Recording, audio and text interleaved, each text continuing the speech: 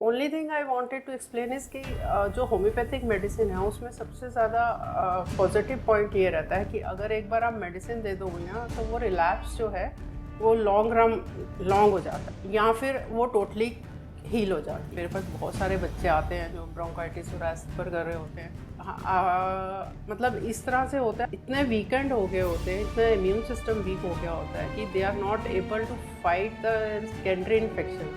ऐसा हुआ है कोई ऑपोजिशन आई हो आपको एलोपैथी कम्युनिटी से कि जो आप कर रहे हो बड़ी काम नहीं नहीं, करती मेरे है? को तो अभी तक नहीं आई, लेकिन मेरे सीनियर्स को काफ़ी रहती। देखो, दो तरह के डायबिटीज़ होते हैं, टाइप 1 और टाइप। जी।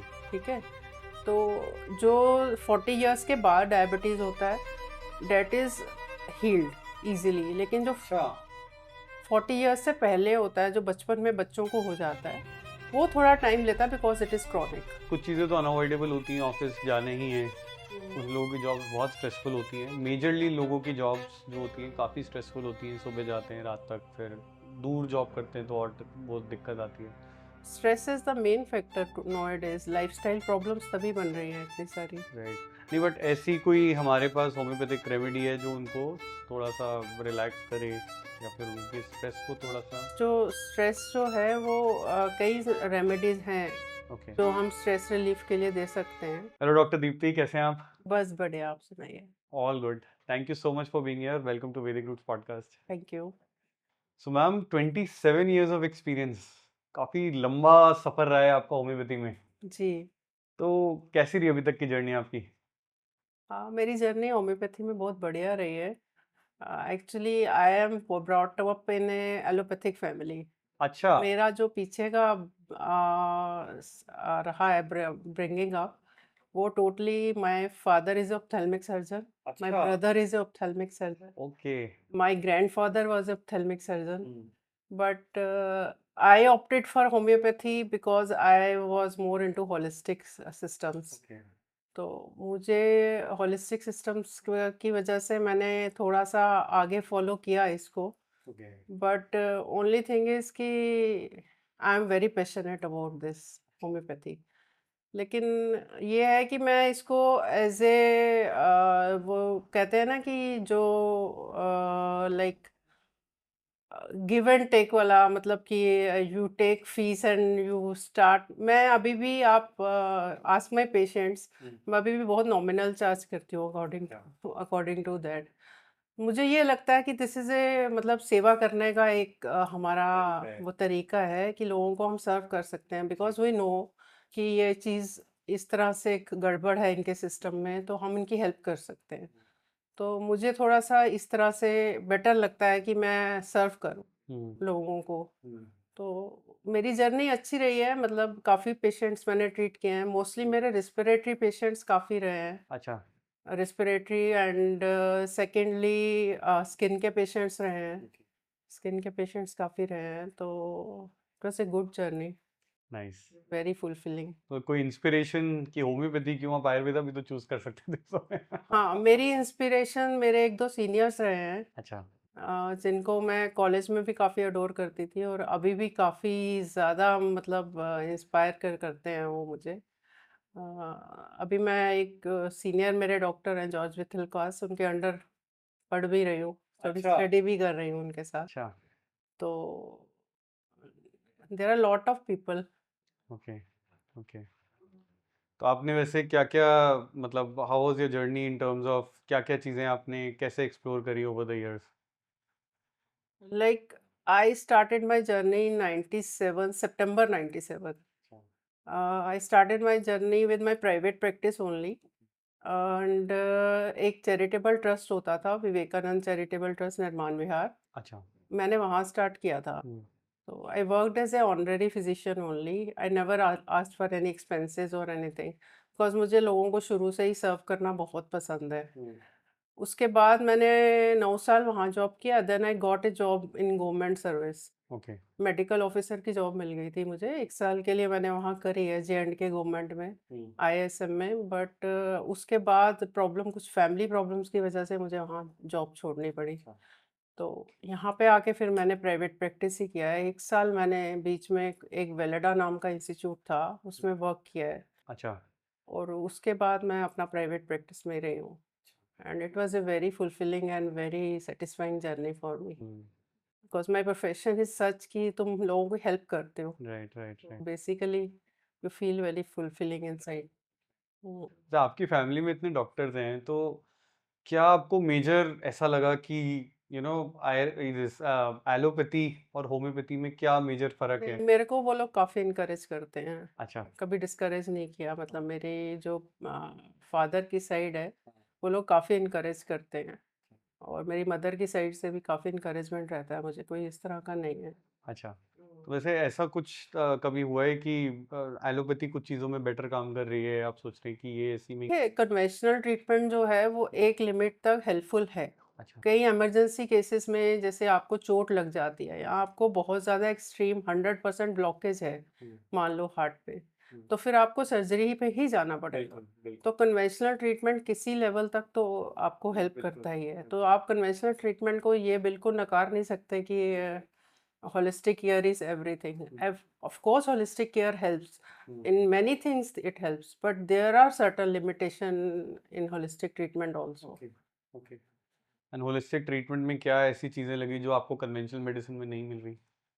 देखिए होलिस्टिक ट्रीटमेंट में जैसे आप अगर आप कहते हो कि जैसे पाइल्स का ही केस ले लो, हाँ। आपको पाइल्स का सर्जरी कराने की ज़रूरत नहीं है हम्म, होम्योपैथी के according. Hmm, it is treatable, totally treatable.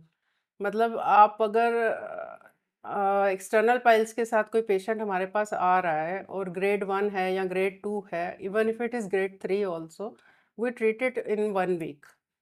अच्छा। 1 वीक में वो ट्रीटेबल हो जाता है। तो इस तरह से हम अगर सोचें कि पाइल्स का केस है और सर्जरी के लिए जाना है, वो एक पेशेंट की इग्नोरेंस है कि उसको ये पता नहीं है कि we have got the homeopathic treatment also, कि वो हम लोग उसमें ट्रीटमेंट ले सकते हैं। पाइल्स के अलावा ऐसी और कौन कौन सी बीमारियां हैं जो होम्योपैथी बहुत अच्छे रिजल्ट्स देती है और जो लोगों को ऑप्ट करना चाहिए और उनको पाइल्स पता के नहीं? अलावा होम्योपैथी में काफ़ी सारी डिजीज़ हैं जो क्योर हो जाती हैं, हील हो जाती हैं कंप्लीटली? कंप्लीटली। अच्छा। लेकिन मैं ये कहूँगी, क्योंकि मुझे आज ये प्लेटफॉर्म मिला है, तो मैं ये कहूँगी कि होम्योपैथी जो है उसकी भी एक लिमिटेशंस हैं। ठीक है। जैसे कि मैंने अभी डिस्कस किया कि अगर आपको हार्ट में परमानेंट ब्लॉकेज हो जाए, 100% ब्लॉकेज हो जाए, तो फिर इट इज़ नॉट पॉसिबल कि आप इमीडिएट ट्रीटमेंट आप उसको दें, तो उसको ऑफ कोर्स सर्जरी के लिए जाना पड़ेगा, सर्जरी के लिए जाना पड़ेगा। परफोरेशन हो जाए एब्डोमेन में, ऑफ कोर्स सर्जरी के लिए इमरजेंसी की कंडीशन है, you have to go for emergency surgery only. तो उस तरह की चीज़ें हैं, काफ़ी सारी रेटिनल हेमरेज हो जाए आइज़ में, तो उसमें भी आपको इमरजेंसी में जाना पड़ेगा ऑप्थो में। ओके। तो काफ़ी सारी चीज़ें हैं इस तरह की, तो there are certain limitations where we can't help. हाँ, of course we can give first aid at that time, और हम उसको रोक सकते हैं ब्लीडिंग को, लेकिन उसको जो पैथोलॉजिकल चेंज हो गया है और जो प्रॉब्लम हो गई है उसको तो सर्जिकली ही क्योर करना पड़ेगा ना, तो वो चीज़ हो जाती है। ऑल टुगेदर हम सर्जरी को पूरा का पूरा उस डिपार्टमेंट में दे देते हैं। हाँ, सर्जिकल केसेस हो और इमरजेंसी की कंडीशंस जो हैं वो कन्वेंशनल ट्रीटमेंट में काफ़ी हेल्पफुल है। काफ़ी हेल्पफुल है। हाँ। अदर देन सर्जरी, जैसे कि हाई ब्लड प्रेशर हुँ। या डायबिटीज़, किसी को हाई बीपी है तो वो एक बहुत बड़ी प्रॉब्लम है, बहुत कॉमन प्रॉब्लम है। देखो हाइपरटेंशन एक लिमिट तक हील्ड है अच्छा। होम्योपैथी के according. Hmm. You can heal that अगर तुम उसका कॉजेटिव फैक्टर जो रूट कॉज है उसको अगर आप क्योर कर स्ट्रेस, देते हो। स्ट्रेस भी हाँ, मोस्टली स्ट्रेस होता है, जेनेटिक्स भी होते हैं। जेनेटिक्स भी होते हैं। काफ़ी सारे कॉजेज होते हैं हाइपरटेंशन के। तो उसमें सिर्फ हाइपरटेंशन का सिर्फ इस तरह से रहता है कि हाइपरटेंशन अगर आपको हील करनी है तो you have to be having cooperation of patient also. That's- that's the biggest factor. हाँ क्योंकि अगर 100-200 भी क्रॉस कर जाती है हाँ तो पेशेंट बहुत ज़्यादा एंग्शियस हो जाता है, और हाँ 90% केसेस में हाइपरटेंशन बीपी जो है वो बढ़ता इसीलिए है क्योंकि पेशेंट अंडर स्ट्रेस है। हाँ, बिल्कुल। अगर स्ट्रेस कम कर लेगा तो वो 10-15% वैसे ही कम हो जाता है बीपी। अच्छा। बट ओनली थिंग इज कि वो you can't help it at that moment ना। Right right. कुछ चीज़ें तो अनअवॉइडेबल होती हैं, ऑफिस जाने ही है, कुछ लोगों की जॉब्स बहुत स्ट्रेसफुल होती हैं, मेजरली लोगों की जॉब्स जो होती हैं काफ़ी स्ट्रेसफुल होती हैं, सुबह जाते हैं रात तक, फिर दूर जॉब करते हैं तो और बहुत दिक्कत आती है। Stress is the main factor nowadays, lifestyle problems तभी बन रही हैं इतनी सारी। राइट। नहीं बट ऐसी कोई हमारे पास होम्योपैथिक रेमेडी है जो उनको थोड़ा सा रिलैक्स करे या फिर उनके स्ट्रेस को थोड़ा सा। जो स्ट्रेस जो है वो कई रेमेडीज हैं ओके। जो हम स्ट्रेस रिलीफ के लिए दे सकते हैं। There are many remedies, okay. like I will say ashwagandha. Ashwagandha is very commonly used in Ayurvedic right. medicine also. And in our medicine, it is called Withenia somnifera. Withania somnifera. Withenia somnifera. Withania. Withenia somnifera. And it is a very good medicine, anti-stress, immunoadaptive.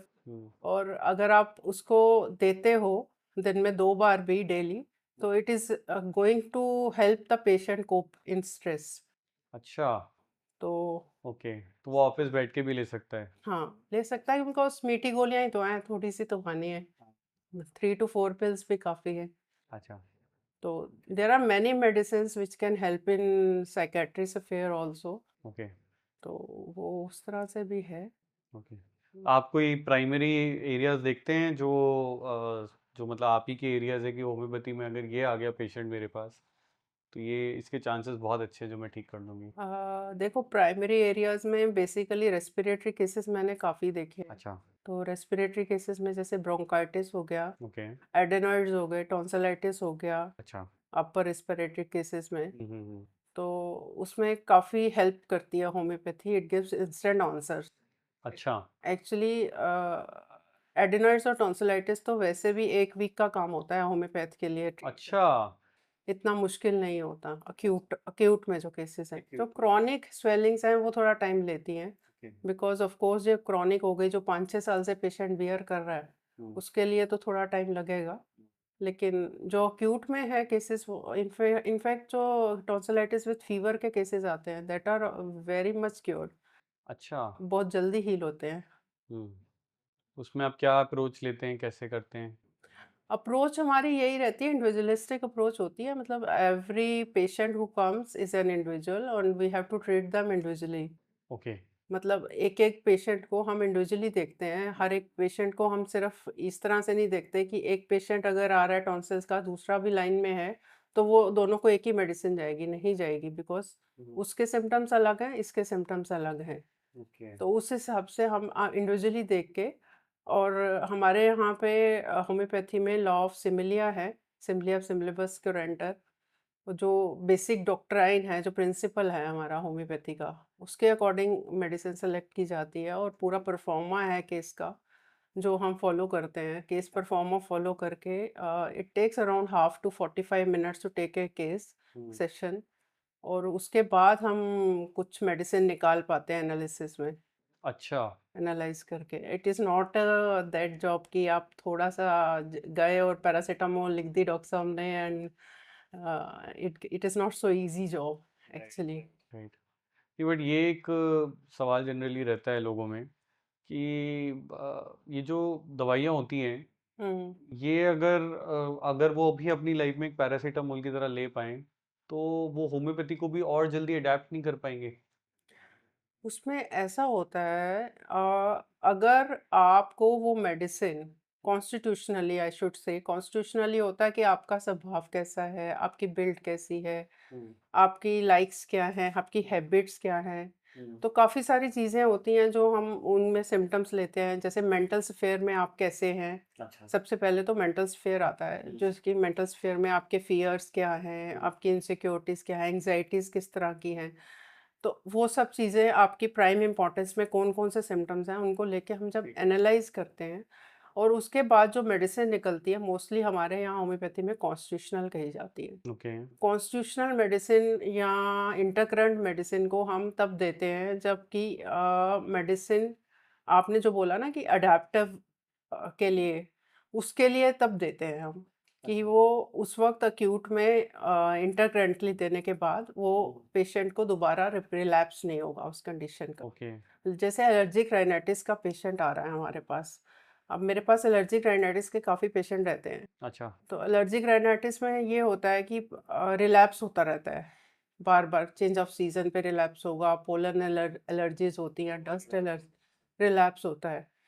तो उसमें आपको mostly, अगर आप कोई उस patient की constitutional पकड़ पाए हो एनालाइज करने के बाद, और अगर आप उसको कॉन्स्टिट्यूशनल देते हो, हम्म। तो मोस्टली ये होता है कि वो ट्रीट हो जाता है लंबे टाइम के लिए, then he doesn't come back.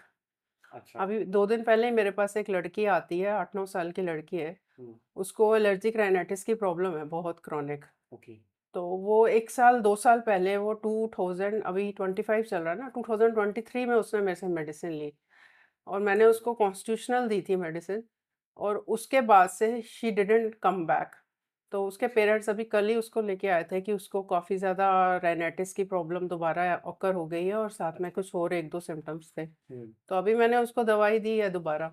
But only thing I wanted to explain is कि जो होम्योपैथिक मेडिसिन है उसमें सबसे ज़्यादा पॉजिटिव पॉइंट ये रहता है कि अगर एक बार आप मेडिसिन दे दोगे ना, तो वो रिलैप्स जो है वो लॉन्ग हो जाता है, या फिर वो टोटली हील हो जाती है।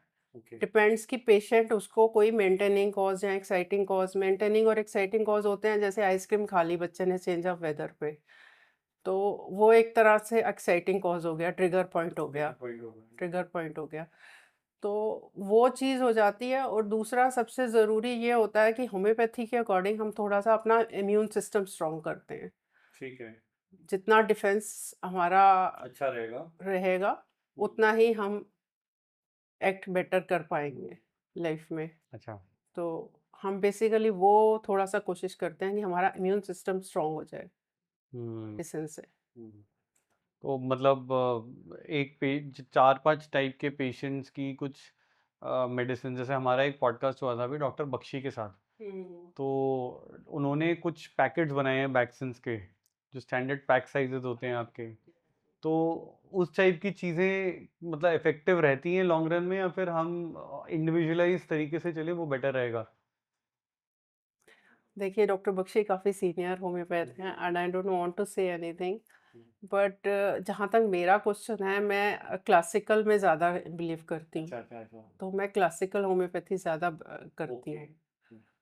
तो मेरे सिस्टम में जो मेरे सीनियर्स ने मुझे सिखाया है वो यही है कि मिनिमम डोज दो, ओके। चाहे 1 या 2 मेडिसिन दो, लेकिन मिनिमम डोज दो, अच्छा। जिससे कि पेशेंट ट्रीट हो जाए, उसको कोई अग्रेवेशन एग्रेवेशन होती है कि आपने दवाई खाई, उसके बाद आप या तो सेम सिम्टम्स प्रूव करना शुरू हो जाओगे मेडिसिन के, जो मेडिसिन के सिम्टम्स हैं, या फिर आपको बढ़ के डिजीज जो है वो बढ़ जाएगा। अच्छा। तो कोशिश हमारी यही होती है कि वो एग्रेवेशन ना हो पेशेंट में। तो हम जो मिनिमम डोज जो दे सके, जो उसके ससेप्टेबिलिटी और उसके कॉन्स्टिट्यूशन के हिसाब से हम दे सकें। अच्छा। तो मेरी कोशिश यही होती है कि मैं उतना ही दूँ जिससे कि एग्रेवेशन ना हो। लेकिन इसमें साइड इफेक्ट्स होते हैं मतलब ऐसी चीज़ों से? नहीं, कोई साइड इफ़ेक्ट नहीं रहता होम्योपैथी का। हाँ। दिस इज़ अ मिथ, अगर कोई बिलीव करता है कि साइड इफ़ेक्ट होता है। साइड इफ़ेक्ट कुछ नहीं होता होम्योपैथी का, बट ओनली थिंग इज़ कि माइल्ड सी, जैसे क्रॉनिक केसेज़ है, मान लो आपके पास सोरियासिस का केस आ रहा है। ठीक है। कई बार ये होता है कि पेशेंट को वो डोज़ इतनी अच्छी सूट करती है कि वो डिज़ीज़ बढ़ा के फ्लेयर करके कम कर देती है। तो वो जो आपकी बात पॉइंट था ना कि पेशेंट आजकल बहुत इम्पेशेंट हैं, हाँ। वो चीज़ बहुत ज़्यादा आजकल स्किन प्रॉब्लम्स में देखी गई है कि वो इम्पेशेंस के चक्कर में ना ट्रीटमेंट छोड़ देते हैं कि डॉक्टर साहब मेरा तो बढ़ गया, मैंने स्टेरॉइड लगा दिया, राइट। और स्टेरॉइड लगाने के बाद मेरा रिलीफ था, नहीं तो मुझे तो इचिंग बहुत थी, मैं सारी रात नहीं सोया। तो that is the issue basic. ऐसा लेकिन होता है कि लोग आते हैं और आपसे कुछ उन्होंने मेडिसिन ली, 1 हफ्ता 2 हफ्ता ली, लेकिन उनको कुछ भी सिग्निफिकेंट फर्क नहीं पता चल रहा, तो इस फ्रस्ट्रेशन में वो छोड़ देते हैं। मतलब कि ये होता है ना कि एक दूसरी कंसल्टेशन में हो सकता है कि एक एक और किस्म के पेशेंट होते हैं हाँ जो कि अगर फर्क नहीं पड़ता लगा तो हाँ छोड़ देते हैं। हाँ। लेकिन मैं इसमें यही कहूँगी कि कई बारी ये होता है कि आपका अपना इम्यून सिस्टम इतना ड्राई अप हो चुका होता है, आपका इम्यून सिस्टम इतना ज़्यादा वीक हो चुका होता है कि उसको फिर से राइज अप करने के लिए, या कहना चाहिए कि वाइटलिटी को दोबारा करने के लिए यू नीड टाइम। तो थोड़ा सा पेशेंट और थोड़ा सा अपनी विल पावर के साथ आएँ तो ज़्यादा बेटर रहेगा कि थोड़ा डॉक्टर को भी टाइम दें करने का। जनरली फॉलोअप कंसल्टेशंस में कितने टाइम तक का फॉलोअप रहता है? देखो अक्यूट केसेस में तो 1 वीक में ट्रीट हो जाता है, अच्छा। लेकिन क्रॉनिक केसेस डिपेंड्स कि कितना, मतलब अगर आपका केस 5-6 साल पुराना है तो naturally it will take around 6 months to 1 year. अच्छा। एकदम तुम कोशिश करके भी तुम ट्रीट नहीं कर सकते। और दूसरी बात होती है कि आप कितने लेयर्स के साथ आ रहे हो। लेयर्स इज कि like you got a skin eruption in your childhood. अच्छा। हमारे यहाँ ये जो पास्ट हिस्ट्री है हमारी बचपन से लेकर जब तक कंसर्न्ड एज तक पेशेंट आ रहा है, वो बहुत इंपॉर्टेंट होती है। अच्छा। तो आप पास्ट में चाइल्डहुड से लेकर अभी तक किन किन मेडिकल हिस्ट्री से सफ़र कर चुके हो, वो हमने लेयर्स निकाल के उस लेयर्स से हमें उसी लेयर्स से वापस जाना पड़ता है, सेंट्रो टू पेरिफेरी ओके। और अपवर्ड फ्रॉम डाउनवर्ड्स, अच्छा। Downwards to upward, sorry. Okay. तो उसमें ये चीज़ रहती है कि आप अगर वो फॉलो नहीं करोगे, अपना प्रिंसिपल जो है हमारा हेरिंग्स लॉ जिसको कहते हैं, तो वो उसका फ़ायदा नहीं है मेडिसिन को देने का अच्छा। बेसिकली। तो मुझे लग रहा है फिर मेडिसिन के अलावा आपकी और भी अप्रोचेस रहती होंगी, कुछ आप लाइफस्टाइल चेंजेस बताते होंगे या कोई ऐसी चीज़ें रहती हैं? हाँ, डाइट चेंजेस और लाइफस्टाइल चेंजेस तो होती हैं ऑफ कोर्स। अच्छा। जैसे डायबिटीज़ का अगर पेशेंट आ गया, तो उसको लाइफस्टाइल चेंजेस तो बतानी पड़ेंगी। अच्छा। और कि एक्सरसाइज करो, वेट लॉस करो, हम्म। और थोड़ा-सा डाइट में चेंजेस बतानी पड़ती हैं। हम्म। मतलब एक जैसे आपने एक लाइक क्योर्स लाइक का कॉन्सेप्ट बताया, डायबिटीज में होम्योपैथी में ऐसा क्या चीज़ है जो कि क्या मेडिसिन में से क्या प्रॉपर्टीज होती हैं कि वो मतलब उस डायबिटिक पेशेंट को हेल्प करेगी? क्योंकि जहाँ तक मुझे पता है डायबिटीज में या तो इंसुलिन में प्रॉब्लम होती है रिलीज होने में, या रिलीज होता है और रेजिस्ट करती है, सेल्स रेजिस्ट करते हैं। देखो 2 तरह के डायबिटीज़ होते हैं, टाइप 1 और टाइप 2, जी। ठीक है? तो जो 40 इयर्स के बाद डायबिटीज़ होता है, दैट इज़ हील्ड ईज़िली, लेकिन जो अच्छा। 40 इयर्स से पहले होता है, जो बचपन में बच्चों को हो जाता है, वो थोड़ा टाइम लेता है because it is chronic. Okay. लेकिन जो टाइप 2 मतलब जो 40 इयर्स के बाद वाला शुगर का पेशेंट आएगा हमारे पास, उसको वो अगर प्रॉपर सिम्पटम्स दे देता है हमें, जो नॉर्मल सिम्पटम्स हैं, रेगुलर सिम्पटम्स हैं शुगर के, वो नहीं। उसके अलावा काफ़ी सारी जनरैलिटीज़ और काफ़ी सारे मॉडलिटीज़ होती हैं जो हम देखते हैं। अच्छा। जैसे कि मेंटल अफेयर में देखते हैं कि पेशेंट कैसी नेचर है, एंग्शियस तो नहीं हो जाता या फ़ियरफुल तो नहीं है, इनसिक्योर तो नहीं रहता है। अच्छा। और कोई पर्टिकुलर किसी भी तरह की कोई एनर्जी लॉस या वीकनेस तो नहीं है। कोई पर्टिकुलर इस तरह के डिज़ायर्स हैं, अवर्शंस हैं, फूड डाइट्स में, फूड हैबिट्स कैसी हैं, और कोई टोबैको की, अल्कोहल की, उस तरह की हैबिट्स तो नहीं है। तो उन सबको कवर करने के बाद हम डिसाइड करते हैं मेडिसिन का। अच्छा। तो मोस्टली शुगर पेशेंट हील हो जाते हैं, लेकिन डेफ़िनेटली आई विल से कि 15 से 20 दिन से 1 महीना तो लगता है। मतलब 1 महीने में डायबिटिक पेशेंट्स ठीक हो जाते हैं? जो 40 इयर्स एंड अबव के पेशेंट हैं ना, उनको हील कर सकते हो आप। अरे वाह! इट विल टेक टाइम, लेकिन 1 मंथ में आप शुगर कंट्रोल करने के बाद आप तकरीबन 1 ईयर तक उसको मेडिसिन पे रखना पड़ता है। हाँ, मतलब वो उसके लिए कोई मुझे नहीं लगता बड़ी प्रॉब्लम होनी चाहिए अगर उसको 1 महीने में रिजल्ट्स दिख रहे हैं तो।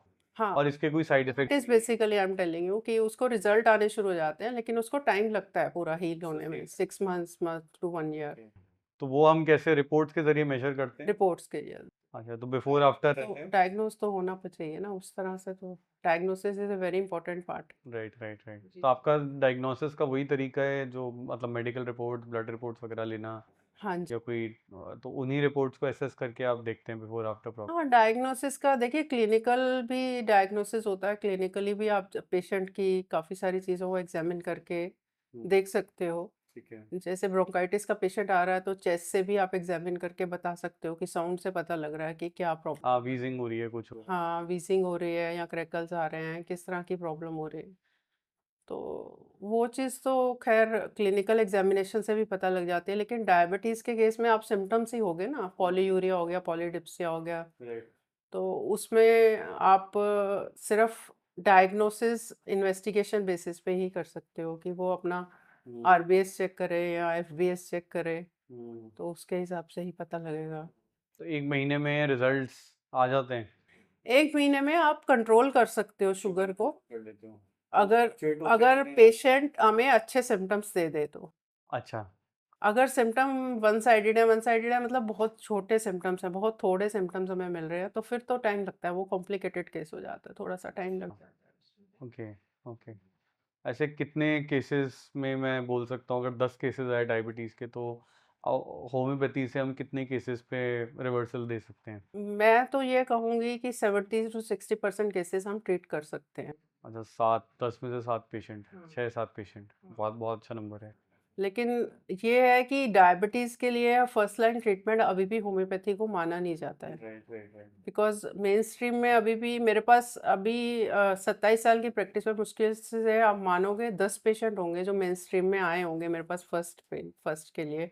मतलब मैं समझा नहीं मेन स्ट्रीम होम्योपैथी से जी, अच्छा कि मेन स्ट्रीम में हम अच्छा आपका फर्स्ट लाइन ऑफ ट्रीटमेंट आपको मान रहे हैं और शुगर के लिए ट्रीटमेंट स्टार्ट कर रहे हैं। हाँ मतलब जो भी पेशेंट मोस्टली शुगर के लिए हमारे पास ट्रीटमेंट के लिए आते हैं, वो पहले ही दवाइयाँ खा रहे होते हैं ऑलमोस्ट, अच्छा तो उसके बाद ही ओके आते हैं। मतलब वो ऑलरेडी इंसुलिन वगैरह या तो लग रहा होता है या कुछ ना कुछ ऐसी चीज़ें हो रही होती हैं।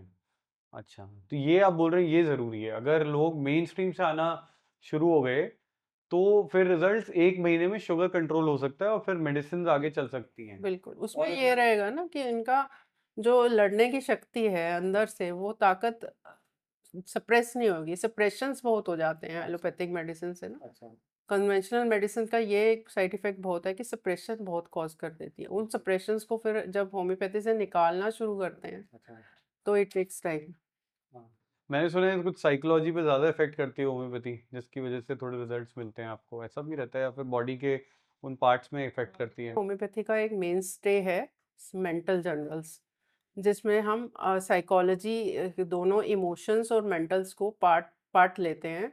उसके बाद ही हम एनालाइज करते हैं किसी भी केस को। अच्छा मोस्टली जो हमारे केसेस हैं वो मेंटल्स और इमोशनल पार्ट को पहले देख के उसके बाद हम फिजियोलॉजिकल लेवल पे आते लेवल फिजियोलॉजिकल लेवल पे हैं, आते उसके बाद आते हैं। हैं ओके बढ़िया है।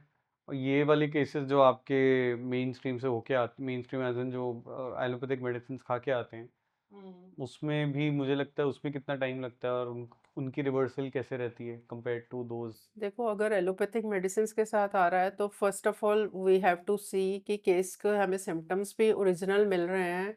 जैसे डायबिटीज़ का केस आ रहा है अगर, तो वो कितनी लेयर्स के साथ आ रहा है, क्या क्या सप्रेस करके आ रहा है। तो हमें ये भी देखना पड़ेगा कि कितनी सप्रेशंस और कितनी, अगर मान लो आपके पास सोर थ्रोट का ही एक सिंपल सा पेशेंट आया है, सोर थ्रोट का पेशेंट अगर एंटीबायोटिक्स लेके आ रहा है, हम्म तो एंटीबायोटिक्स लेके उसने सप्रेस किया हुआ है अपनी प्रॉब्लम को हमारे सिस्टम के हिसाब से। तो अगर वो सप्रेस्ड है तो उसे हमें नेचुरली उसी तरह से ट्रीट करना पड़ेगा, क्योंकि वो ऑलरेडी सारी सिम्टम्स दबा के आया है। ओके तो हमें थोड़ा सा उसका केस, हो सकता है 7 डेज ट्रीटमेंट के बजाय 10 डेज लग जाए। अच्छा थोड़ा सा हमें उस तरह से देखना पड़ता है। और डायबिटीज़ का केस ये कितना सिवियर होने के बाद कोई ऐसे आपकी केस स्टडीज़ हों जो कि आपने कभी पहले देखा हो पेशेंट जिसमें कोई केस बहुत ख़राब हो गया था और बाद में हम होम्योपैथी से रिवर्स कर पाए ऐसी कोई चीज़ आपकी कोई देखिए, डायबिटीज़ के केसेस मैंने इतने ज़्यादा नहीं देखे हैं, लेकिन डायबिटीज़ के केस में मोस्टली कॉम्प्लिकेशंस तब होती हैं जब पेशेंट मेडिसिन्स बंद कर देते हैं। अच्छा तो मेडिसिन्स बंद नहीं करनी चाहिए। मेडिसिन्स जो भी चल रही हैं, हमारे केस में ये रहता है कि होम्योपैथी के साथ-साथ हम एलोपैथी को भी कहते हैं कि साथ में ही चलते रहो। क्योंकि जब भी होम्योपैथी आप एक्ट करना शुरू करती है 1 महीने में, 2 महीने में, तब हम टेपर करना शुरू कर सकते हैं मेडिसिन को। हाँ उसको कम करना शुरू कर सकते हैं। ओके इमीडिएट आप चाहो कि आपको शुगर में हम सब कुछ बंद करके बैठ जाएँ, तो वो कॉम्प्लिकेशन कॉज़ करेगा। अच्छा ऐसा होता है कि इंसुलिन किसी का एकदम वो सॉरी किसी की शुगर एकदम से बढ़ गई तो इमीडिएट रिलीफ देने के लिए कोई हमारे पास ऐसे सॉल्यूशंस होते हैं ऑफ कोर्स होते हैं। ऑफ जो कोर्स, फास्ट जैसे एक्ट कि करें हमारे यहाँ एक शुगर किलर नाम से मेडिसिन मानी जाती है, जिमनेमा सिल्वेस्टर। दैट अच्छा is a very good medicine जो मतलब आपकी शुगर को और इंसुलिन को लेवल्स को कंट्रोल में लेकर कंट्रोल में और सफिशिएंट कर देती है बॉडी अच्छा जल्दी जल्दी। बट ओनली थिंग इज़ कि काफ़ी सारी मेडिसिन्स हैं, जैसे अलेक्ज़ानम है, यूरेनियम नाइट्रिकम है, इंसुलिनम है, काफ़ी सारी मेडिसिन्स हैं, बट सिम्पटम्स और पेशेंट की विल पावर की वो कितना हमारे को कोऑपरेट करता है, वो इस पर डिपेंड करता है। डिपेंड करता है। ओके ओके, चलिए ग्रेट। आई थिंक ये तो हो गया डायबिटीज। और रेस्पिरेटरी में एस्मा वगैरह, एस्थमा होता है किसी को या कुछ होता है, तो उस केसेस में हम होम्योपैथी में क्या क्या सोल्यूशन देते हैं? देखिए, रेस्पिरेटरी में अस्थमा में देखिए अक्यूट और क्रॉनिक दोनों फेजेस हो सकती ठीक हैं। है। तो अक्यूट फेज में अस्थमा में तो हम इमीडिएट रिलीफ दे देते हैं। अच्छा, मतलब इट टेक्स अराउंड 3 days और 4 days 3 days। We can give immediate relief. Hmm, लेकिन क्रॉनिक फेजेस में हमें उसको लॉन्ग टर्म में ट्रीटमेंट देना पड़ता है। It takes around 6 months to 1 year to अच्छा सेटल डाउन। तो एकदम हम कहें कि अस्थमा का पेशेंट जो भी आपके पास आएगा वो मोस्टली या तो स्टेरॉइड्स लिए हुए होंगे। मेरे पास बहुत सारे बच्चे आते हैं जो ब्रोंकाइटिस और अस्थमा से सफ़र कर रहे होते हैं। और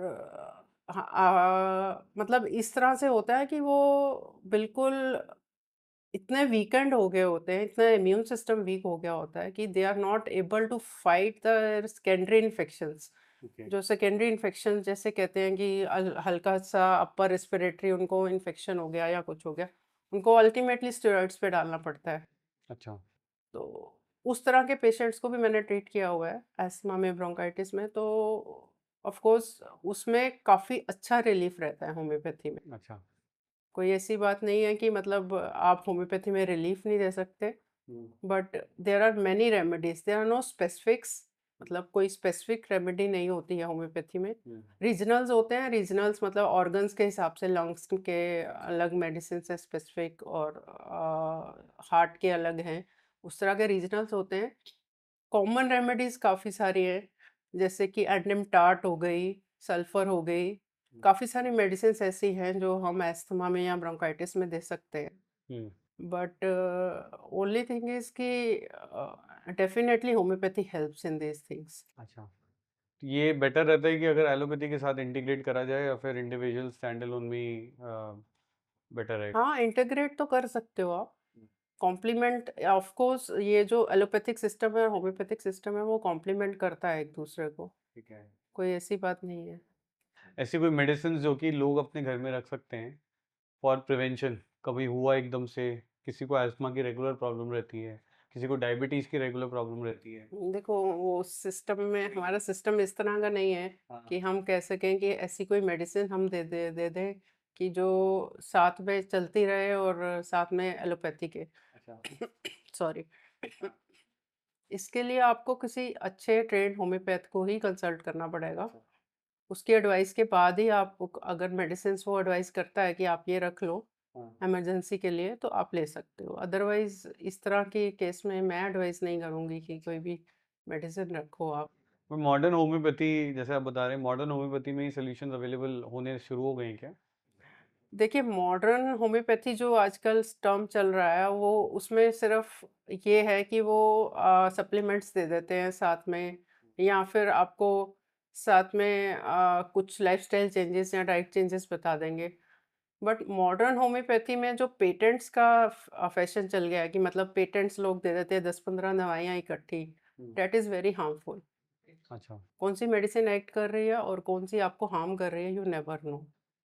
अच्छा। ओके। तो you should be careful in that. तो अच्छा रिस्पॉन्स क्लासिकल होम्योपैथी से ही आएगा। हाँ, क्लासिकल होम्योपैथी जो है that is a very efficient system actually. Okay. लेकिन काफ़ी लोग इम्पेशेंट हो जाते हैं और उसको मतलब वो कर देते हैं कि छोड़ दो।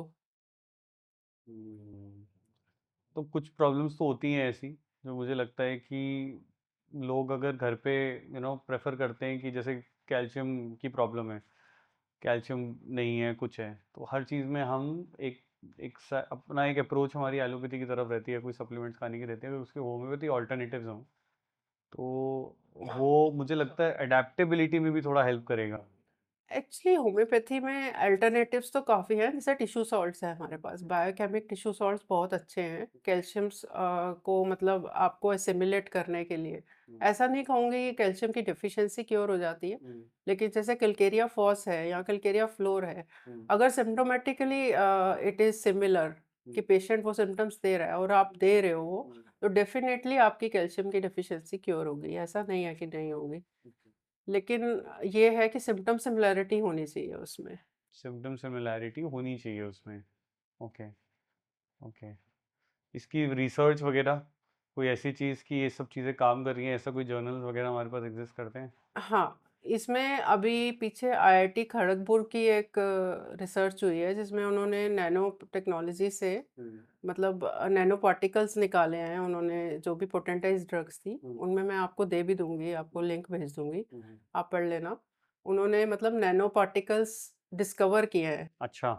इसमें, काफ़ी सारे मिन्यूट डोज में भी हाँ। उन्होंने देखा है कि जो अल्ट्रा हाई डिल्यूशंस हैं और जो मिन्यूट डोज है उसमें भी अभी डिल्यूट करने के बाद भी मेडिसिन को, उसमें मेडिसिन एग्जिस्ट करती है। इसका मतलब ये है कि अगर आप मेडिसिन अल्ट्रा हाई डिल्यूशन में भी ले रहे हो, लाइक अगर 30 सी की आप डिल्यूट कर रहे हो, जैसे ये एक पानी का गिलास पड़ा है, इसमें एक ड्रॉप भी डाल रहे हो और उसको सकस करके आप ले रहे हो थोड़ी दिन के तरीके में। सकस का मतलब है विग्रस शेक करना, बहुत ज़ोर से हिलाना। उसके बाद आप ले रहे हो तो उसके बाद भी इसमें मेडिसिन का वो ड्रॉप एग्जिस्ट कर रहा है and it is acting on your body. तो ये एक रिसर्च है, ये प्रूव हुई है। Okay, I can share the link also. Amazing. बहुत अच्छी चीज़ है। हाँ। ये आप बता रहे हैं कि होम्योपैथी काम करती है और लोग उसको इस्तेमाल करें, तो ऐसा नहीं है कि ये एक प्लेसिबो टाइप चीज़ है, ये एक्चुअली में काम करेगी उनकी लाइफ। हाँ, एक्चुअली में काम करेगी। हाँ, नाइस। तो वैसे आपकी प्रैक्टिस में किस टाइप के पेशेंट्स आते हैं जो कि जनरली आपसे कंसल्टेशन लेते हैं?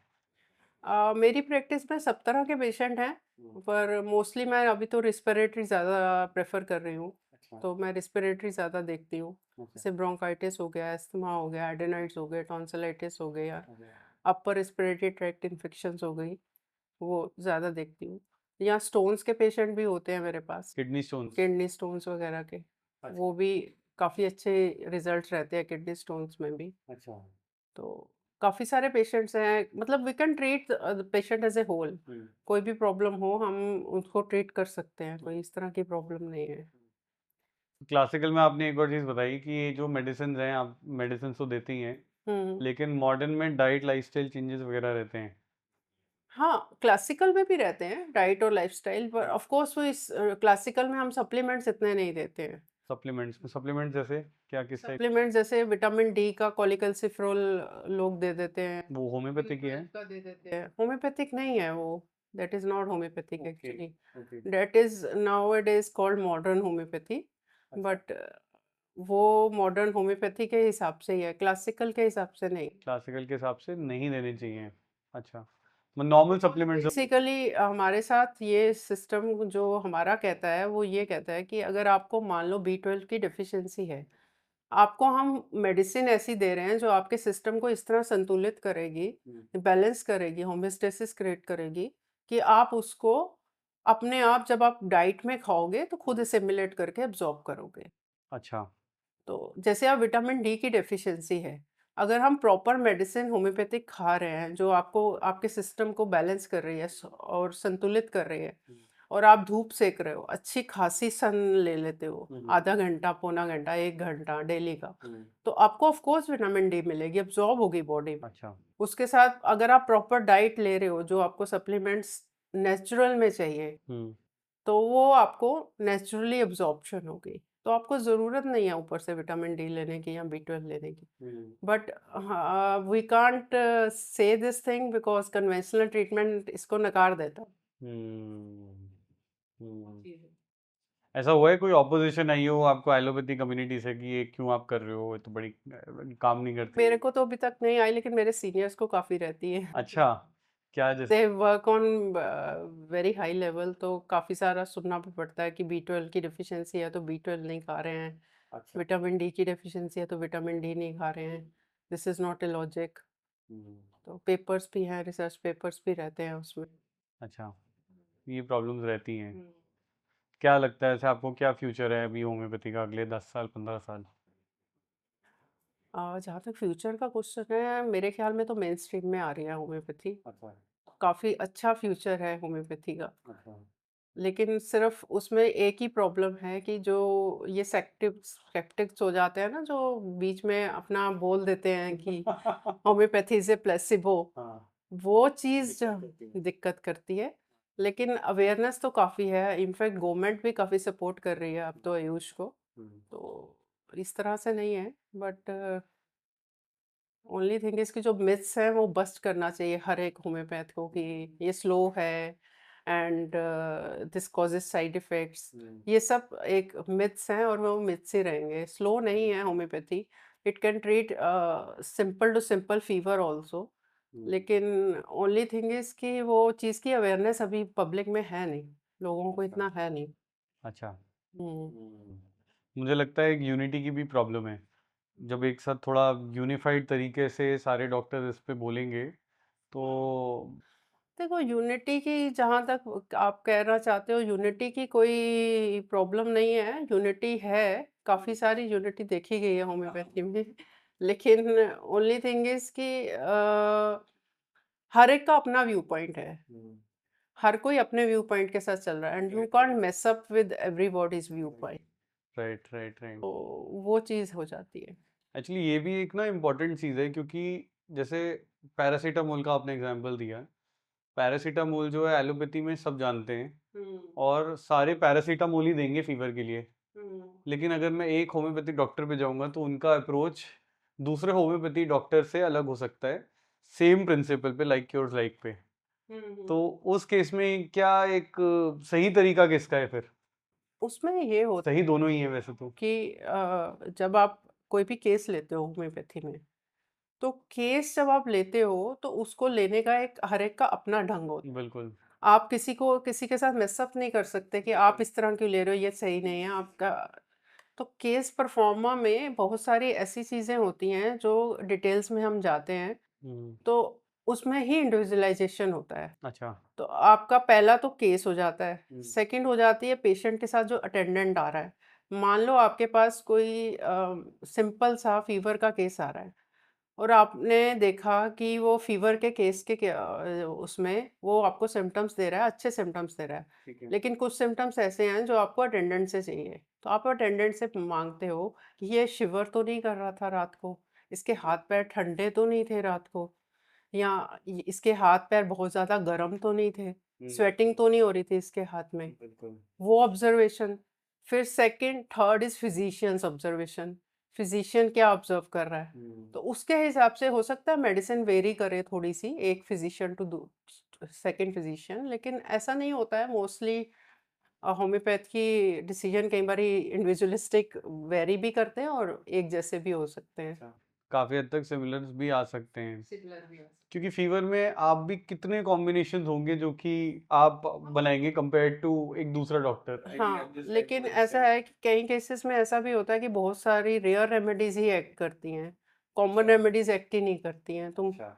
एकोनाइट दे दो, ब्रायनिया दे दो, फेरमफॉस दे दो, बेलेडोना दे दो, कुछ भी दे दो, इट इज़ नॉट एक्टिंग। हाँ, then you have to apply certain principles, उसके बाद आपको सोचना पड़ता है कि इसको कौन-सी मेडिसिन सूट कर रही है इस टाइम। सूट कर रही है। Got it. ये मुझे लग रहा है थोड़ा-सा ट्रिकी भी रहता है ये सारी चीज़ें, क्योंकि 2 डॉक्टर्स का ओपिनियन अलग हो सकता है इसमें। हाँ, ऑब्वियस है।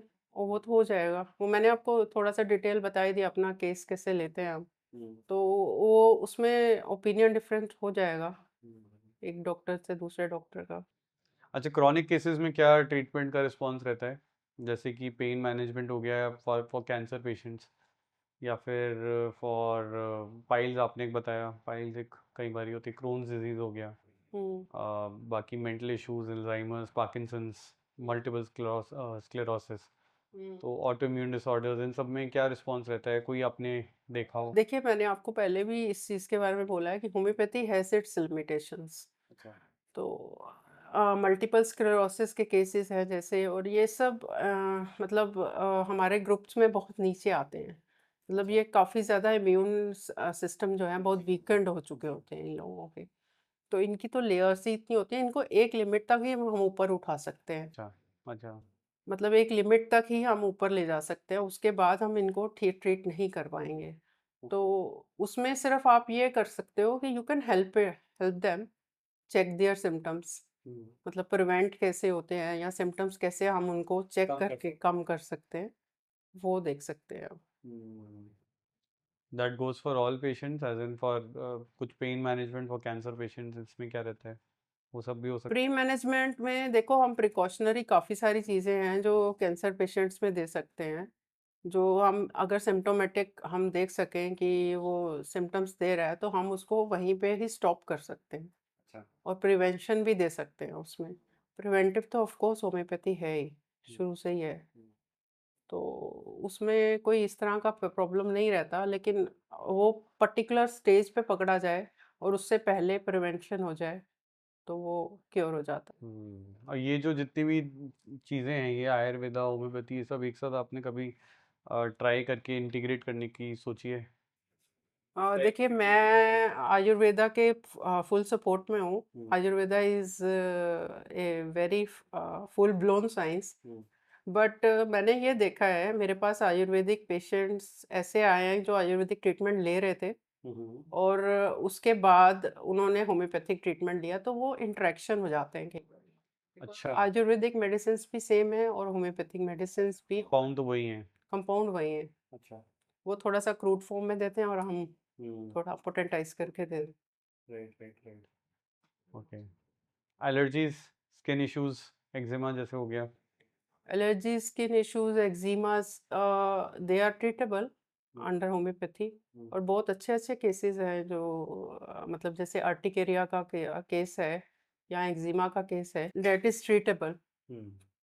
ओके। अर्टिकेरिया अगर अक्यूट में आपके पास पेशेंट आ रहा है और कह रहा है डॉक्टर साहब बहुत खुजली है या बहुत ज़्यादा चकत्ते से निकल रहे हैं, तो आप उसको ट्रीट करो, एक हफ्ते के अंदर ट्रीटमेंट से रिलीफ हो जाएगा।